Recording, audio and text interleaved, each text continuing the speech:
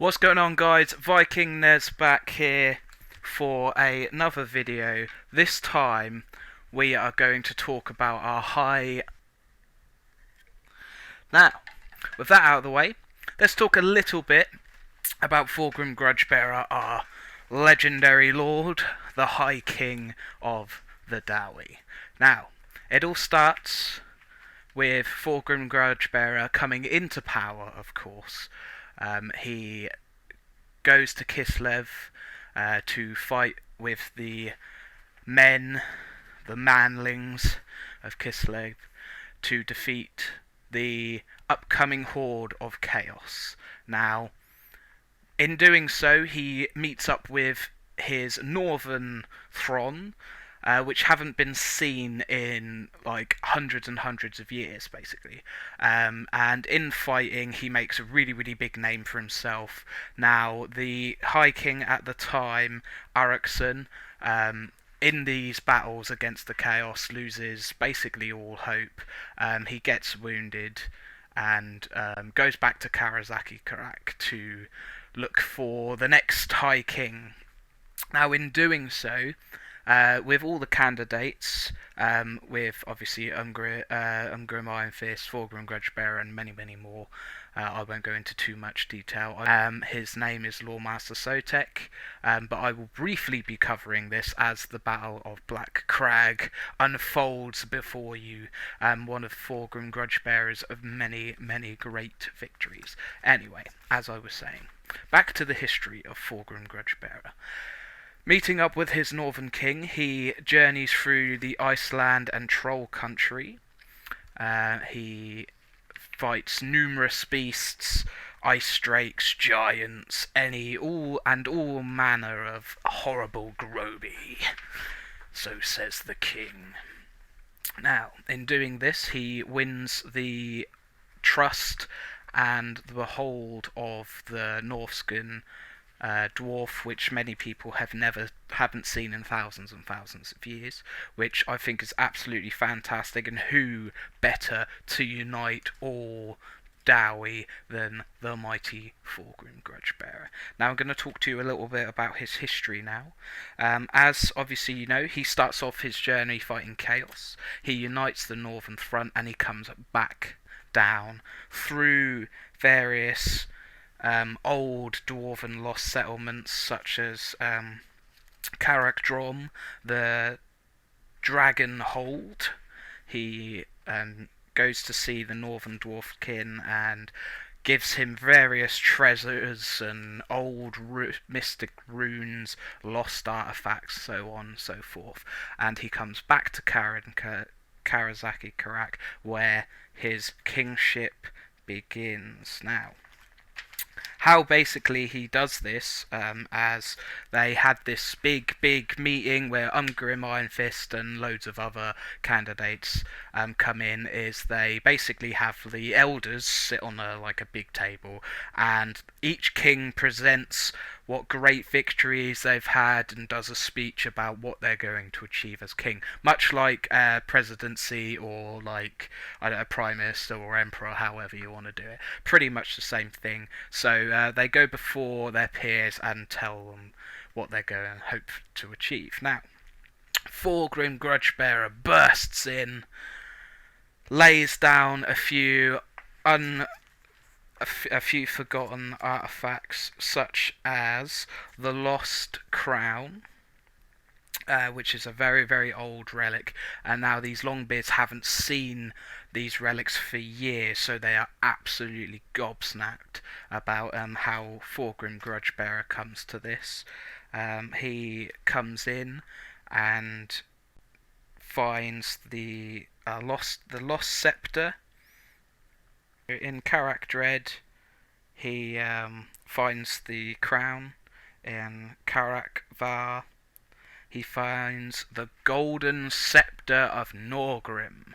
Now, these items and weapons haven't been seen for thousands of years. So when he goes in and places these weapons down, all of the Longbeards are absolutely gobsmacked and have Like, they are just filled with tears and joy, and now a lot of these items are so powerful. The oldest of rune lords and smiths haven't seen these for thousands of years, so they're pretty much like mythic at this point. Like, they've been lost for so long, everyone just goes absolutely wild for this.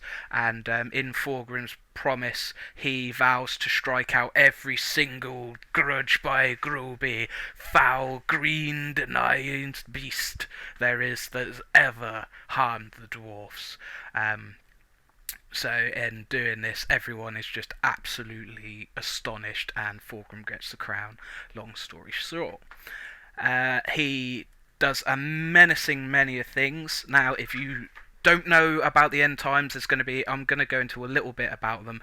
So his most decorated kill of all time was against Queek, when Queek basically comes to Karasaki Karak. All the dwarf holds have fallen, and he kills him, but I will just go back into detail in a little bit for you. But right now we're going to talk about Thorgrim Grudgebearer's greatest achievements. Now, he is the High King at this point.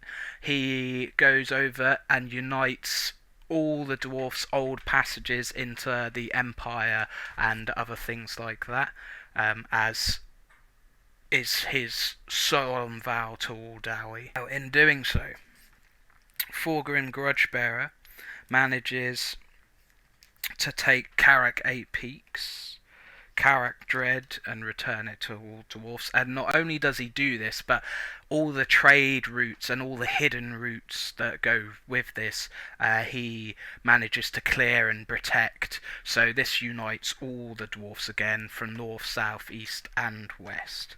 In doing so, so he manages to do this with the help of Belagar Ironhammer. So he goes over with Belagar, and Belagar makes Belagar the rightful king of Carrack 8 Peaks. So he fights that till pretty much his death, but we'll move on to that another day. However, he would never be able to take Carrack 8 Peaks without Thorgrim Grudgebearer and Grimnir Ironfist. So yeah, basically they huge Thron, they attack. Belagar Ironhammer gets his name put in the Devil's Cron twice, one for arguing with the High King Thorgrim Grudgebearer, and the other one just completely disobeying his orders, going in, smashing the gate, and breaks through, and basically that's how they basically win. Gorthang Rockgut, the Swatter King, who in turn retreats after the Battle of Carrack 8 Peaks to Black Crag, which is their next battle after this. So they take all the Iron Hills settlements. I won't name them all because it will just take far too long. But anyway, in Thorgrim's mighty hall, he takes his Dowie and drives north and basically conquers all the dwarf settlements. Afterwards, he marches back to Karasaki Karak, where the Goblin King comes over and tries to take down the Dragon Pass, and so Thorgrim marches his Dowie down there and meets the King Bretonia. He then meets the King of Bretonia, and they have a brief conversation, and then Thorgrim Grudgebearer takes his Dowie back to Karasaki Karak and carries on fighting for the dwarfs and stuff. So he's achieved a lot at this point now. He's united all the dwarfs, he's taken back the settlements, so all dwarf settlements by the end of his reign are in his control. Now we'll go into his pretty much demise now, as the battle of where Queek comes in.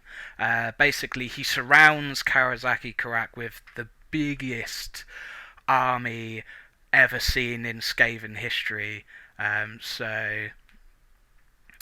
Basically, Queek marches all the armies into that, and the biggest duel between two great titans. You have Queek Thorgrim Grudgebearer. Basically, Thorgrim silences his cannons around Karasaki, correct, and devises a plan to completely go out. So this is never heard of dwarves. They always stay within their hold under siege. He goes out with his Thron and his honor guard and his hammerers, smashes through Queek. Now Queek's thinking, great, we've got him. We're gonna beat the dwarves at this point. Yes, yes, all the warpstone. However, Thorgrim marches up to Queek, and in doing so, Queek's army basically aligns to basically obliterate Thorgrim, but within the snap of his axe, all the cannons, grudge throwers, and flame guns and gyro bombers basically wade in at Queek's, obliterating his army and everything. And so Queek then thinks, I'm going to lose here. And Thorgrim challenges, shouting grudges at him for the take of all Dwarf Pass, the head of Queek, and Queek basically like readies himself to take the challenge and attacks Thorgrim, for only to be completely overpowered. Thorgrim catches his sword, whilst he does get stabbed by it, but he's got magical armour, which we will go into just at the end of the video. We'll talk about what makes him so strong. And so it basically, Queek's blade breaks. He takes it out of his hand, grabs Queek by the other arm, basically at breaking his hands, and then grabs him by the throat. In doing so, he's so angry. He's never thought he could hate anything so much in all his life, basically. But as he crushes the rat man Queek till death, basically Queek's head separates from his body, and he basically throws him on the ground, leaving basically his spine and his head attached, because he doesn't want the head of such a foul creature to decorate his halls. So the Skaven run away, and that is the greatest achievement, other than obviously slaying dragons and demons and chaos warlords. That was like, Queek is the only person to unite all the clans of Rat and basically try and take on the dwarves. So he has victory in that, but obviously in doing so gets wounded and eventually dies by being assassinated. Basically he refuses the magic's help, and basically dies of his wounds, effectively kills the assassin but dies because he's basically mortally wounded. Yeah, like I say, if you want much more detail, definitely have a look at the Loremaster Sotek's video. He does it absolutely spectacularly and is a very, very knowledgeable guy himself. So yeah, definitely have a look at that. Moving on to what makes our Lord High King so great. Obviously you have the Dwarven Throne of the Gods. We'll start with that. Basically, so he's got his Dwarven Throne, and whenever he sits down, it must be on the Dwarven Throne. So even if he's moving around, he can step off it to fight, like he does in Queek's battle and Rock Gut. He basically completely chops his head off and just beats him to an absolute pulp. So you've got that, and that's inscribed with really powerful runes, much like the Axe of Grimnir, which we'll go into as well as part of his main weapon. So that's part of his defense, is basically the throne. It's so embellished in magical runes, they basically reflect every single thing as far as dragon breath, cannonballs, anything like that, but only like an insanely powerful, much like the rune's defense itself, can even dent the throne.